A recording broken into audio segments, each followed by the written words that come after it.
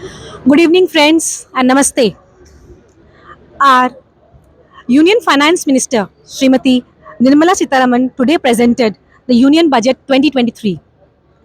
In the last full fledged budget before the general elections next year, she said that the Indian economy is moving towards the right path and has a bright future. In a boost to taxpayers and economy, she has announced major changes in the new tax regime and a big boost for railways and capital expenditure.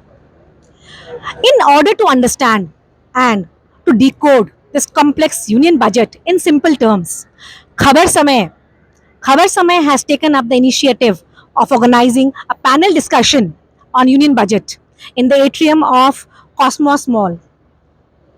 We have with us eminent personalities from all walks of life. PID Lion CA GS Hora, Mr. Satish Mitruka, CA Sanjay Goyal, and Lion Neeraj Chaudhary.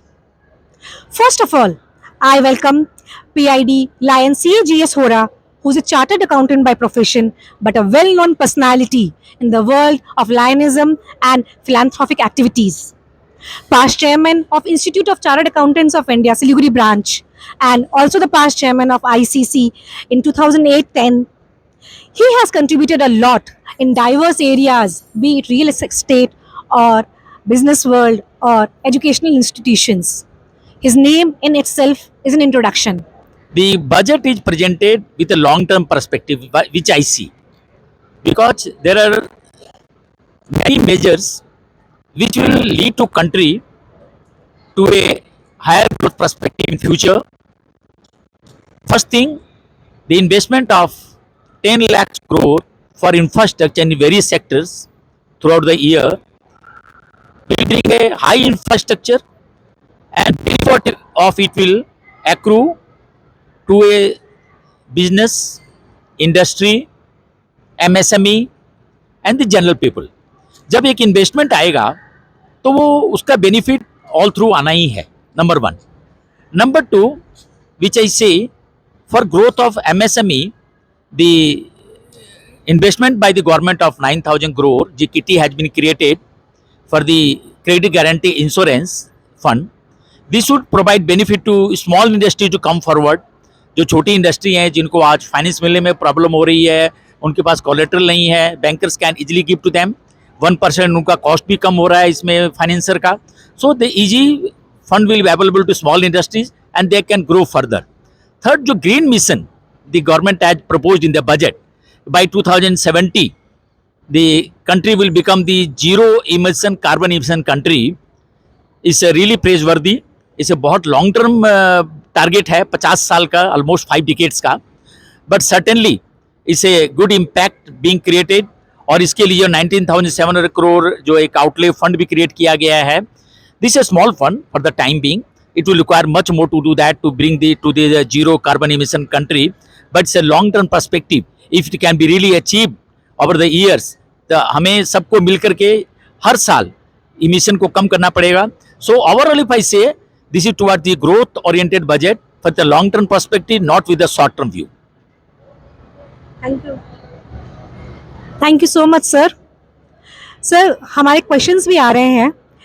Sir, इसमें आपने जैसे अपने MSME को touch किया, आपने कहा MSME. Now ease of doing business, पहले भी हमारे प्रधानमंत्री ने कहा है कि we will be touching upon that, and this time PAN card has become the centralised way. So can you touch upon that sir? अगर आप हिंदी में बोलें तो अपने दर्शकों को ज़्यादा ईजी हो जाएगा सर. एनी लैंग्वेज जो भी आप बोलिए. हिंदी में मैं आई थिंक हिंदी सबके लिए अच्छा रहेगा. पैन कार्ड जो एक कॉमन आइडेंटिटी के लिए जो अभी प्रपोज किया गया है, एक कॉमन आइडेंटिटी बहुत जरूरी है. हर जगह अलग आइडेंटिटी देना, एक डॉक्यूमेंट देना एक प्रॉब्लम रहता है, तो ये कॉमन डॉक्यूमेंट दे दिया एंड एवरीथिंग इज डन. तो ईज ऑफ बिजनेस तो इससे होगा ही. ईज ऑफ बिजनेस मेजर जो है जरूरी हैं. ईज ऑफ बिजनेस मेजर्स लिए जाते हैं, इसके साथ साथ इनका इम्प्लीमेंटेशन जो ग्राउंड लेवल पे उसकी जो डिजाइनिंग है उसका जो प्रोसेस है वो एक प्लानिंग प्रॉपर यदि हो तो रियली जो ईज ऑफ बिजनेस जो स्टेप्स आ रहे हैं, जो पहले बजट्स में भी आए और अब भी आ रहे हैं, इससे बिजनेस को इसमें फैसिलिटी तो मिलेगी. Thank you so much sir. Sir, and corporate sector और इंडस्ट्रियल सेक्टर, इससे क्या फ़ायदा हुआ सर? इस बजट में कहीं पर कॉर्पोरेट सेक्टर को बूस्ट मिल रहा है? कारपोरेट सेक्टर को अलग से कुछ नहीं मिल रहा वैसे देखा जाए, पर ओवरऑल देखा जाए तो इसमें बेनिफिट है। आज जब ये इतना बड़ा एक इंफ्रास्ट्रक्चर कॉस्ट इन्वॉल्वमेंट हो रहा है, 10 लाख करोड़ का जब एक इन्वेस्टमेंट होगा गवर्नमेंट के द्वारा एक साल में इंफ्रास्ट्रक्चर क्रिएशन पे, तो ये पैसा तो कहाँ कौन खर्च करेगा, कैसे खर्च होगा? इसके लिए टेंडर्स होंगे, कॉन्ट्रैक्ट्स दिए जाएंगे, उसे मटेरियल लगेंगे, उनका प्रोडक्शन होगा। तो obviously corporate sector means industrial sector है, बिजनेस सेक्टर है, वही तो कारपोरेट सेक्टर है। कारपोरेट सेक्टर तो अलग से कुछ नहीं है। जो कॉन्ट्रैक्टर हैं वो पार्ट ऑफ कारपोरेट सेक्टर है, जो इंडस्ट्री है वो पार्ट ऑफ कारपोरेट सेक्टर है, बिजनेस हाउस है पार्ट ऑफ कारपोरेट सेक्टर है। जब उनको बिजनेस मिलेगी, उनको जब काम के लिए जगह मिलेगी, तो ये ग्रोथ तो ओवरऑल आएगा, उनके लिए बेनिफिट होगा ही। और वैसे जो है कोई अलग से कुछ इस तरह कारपोरेट को आइडेंटिफाई करके ये कारपोरेट के लिए दिया जा रहा है, ऐसा कुछ नहीं है। Thank you so much, sir. My next question goes to Satish Mitruka. He is a dealer in business of tea, and he is a member of the governing body of Siliguri Tea Auction Committee, and he is also a member of the governing body of Darjeeling Tea Association. I welcome you, sir. My question to you, sir. In the entire budget, मैंने चाय का कहीं नाम नहीं सुना, sir. सोच रही थी टी में कुछ ना कुछ मिलेगा, बट चाय का नाम नहीं मिला। और आप सर टी में डील करते हैं, एंड टूरिज्म वर्ड बार बार आ रहा था। So how do you relate T and tourism? कुछ बोलना चाहेंगे सर? नहीं, आज माननीय वित्त मंत्री ने कृषि के स्टार्टअप को प्राथमिकता दी है।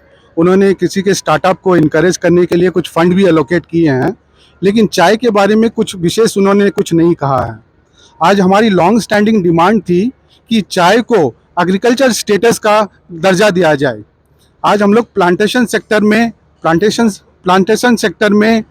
चाय को प्लांटेशन सेक्टर में गिना जाता है, तो हम लोग का डिमांड है कि चाय को एग्रीकल्चर सेक्टर में घोषित किया जाए, क्योंकि आज चाय की खेती भी वही चीज़ से हिट होती है। जैसे आज पेस्ट अटैक होता है, आज सूखा पड़ता है, रेनफॉल ज़्यादा होता है, तो ये सब चीज़ आज चाय में होती है वो दूसरे खेती में भी होती है। तो चाय को एग्रीकल्चर स्टेटस क्यों? चाय को एग्रीकल्चर स्टेटस में देने से आज हम लोग को ब्याज भी कम, ऋण भी कम ब्याज में मिलेगा, और हम लोग को जैसे आज क्रॉप इंश्योरेंस नहीं मिलता है। आज हमारी जो नुकसान होता है क्रॉप का, उसका कोई इंश्योरेंस कंपनी इंश्योरेंस नहीं करती है। तो हम लोग चाहते हैं कि ये क्रॉप इंश्योरेंस हो।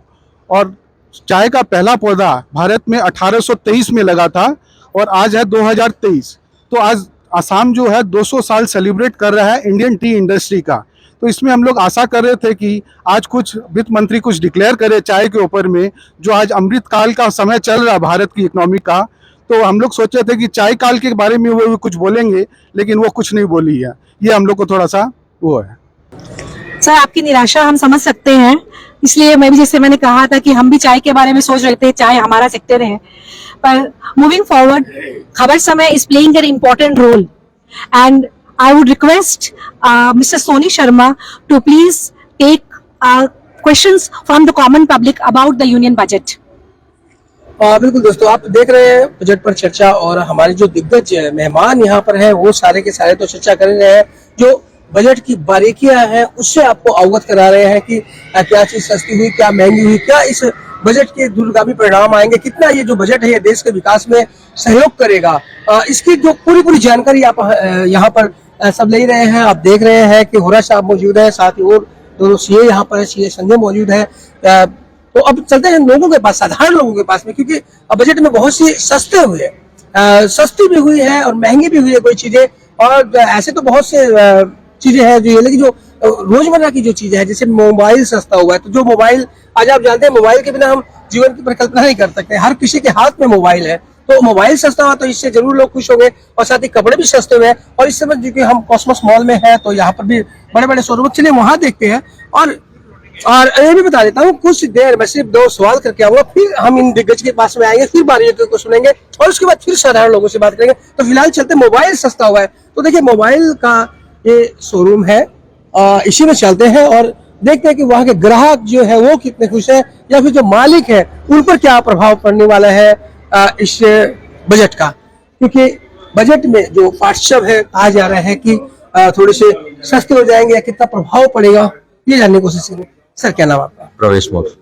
प्रवेश, प्रवेश जी, बजट में सुनने में आया है कि मोबाइल सस्ते हो जाएंगे, किस तरह से?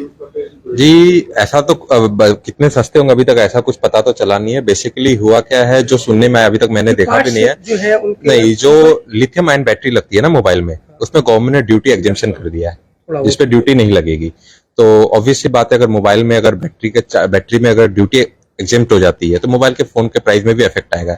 ये कब तक आता है वो देखने लायक बात है, तब तक हम लोग भी अपडेट। प्रवेश जी के क्या सिर्फ ऐसा ही लगा कि ये मात्र एक घोषणा ही है या फिर कुछ लाभ भी मिलता है? नहीं, अगर गवर्नमेंट कोई घोषणा की है तो ऑब्वियस सा बात है इसका रिजल्ट आएगा। लेकिन आज गवर्नमेंट घोषणा की तो शायद वो अगस्त, अप्रैल, मार्च जब भी हो लॉन्च कर, जब से वो स्कीम चालू होगी उसके बाद से मोबाइल का प्राइजेस में जो भी चेंजेस होगा तो अच्छे ग्राहकों के लिए। नहीं, 100% ग्राहक के लिए अच्छी बात है।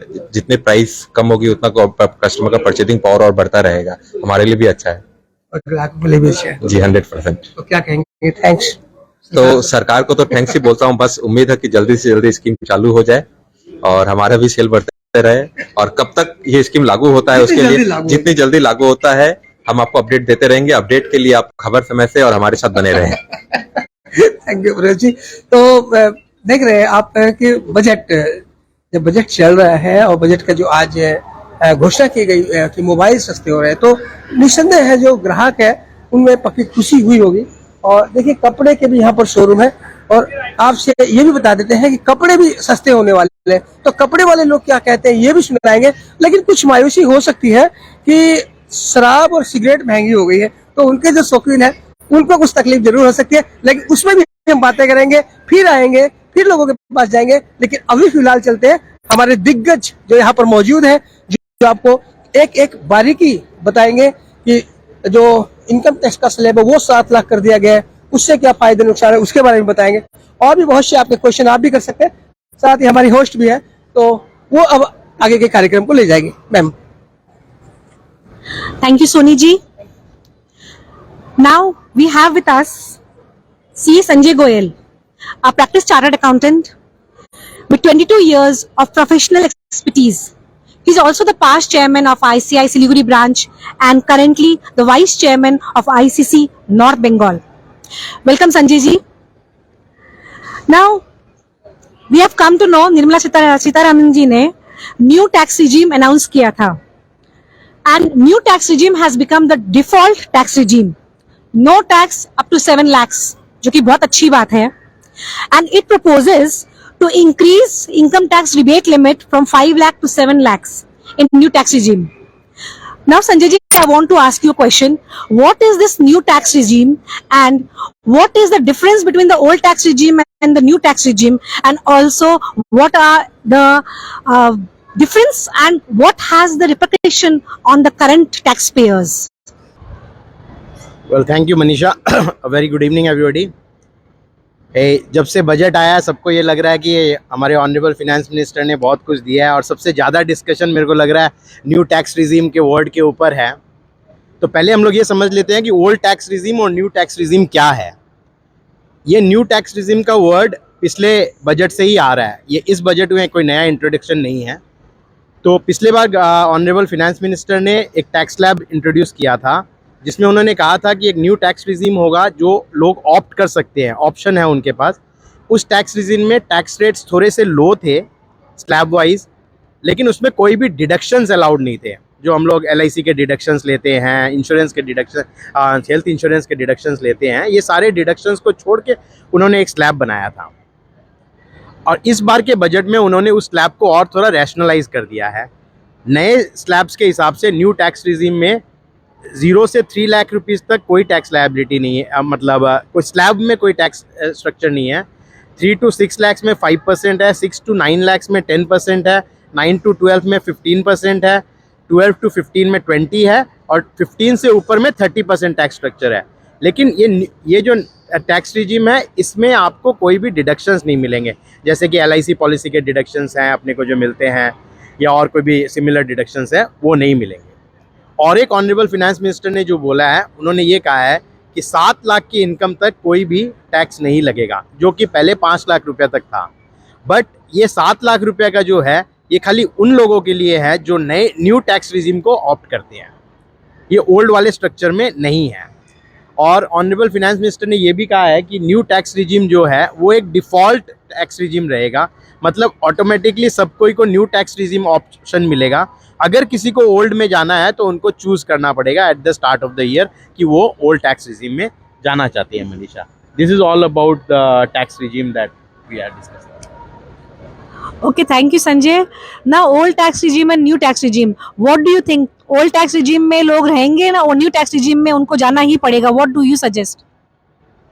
देखो, ओल्ड टैक्स रिजीम और न्यू टैक्स रिजीम को अगर कोई आदमी ओल्ड टैक्स रिजीम में पूरे बेनिफिट्स ले रहा था, इंश्योरेंस का, हेल्थ इंश्योरेंस का और जितने 80C का डिडक्शन जितने ले रहे थे, अगर वो सारे ले रहे थे तो बहुत ज़्यादा अंतर नहीं आएगा at the end of the day.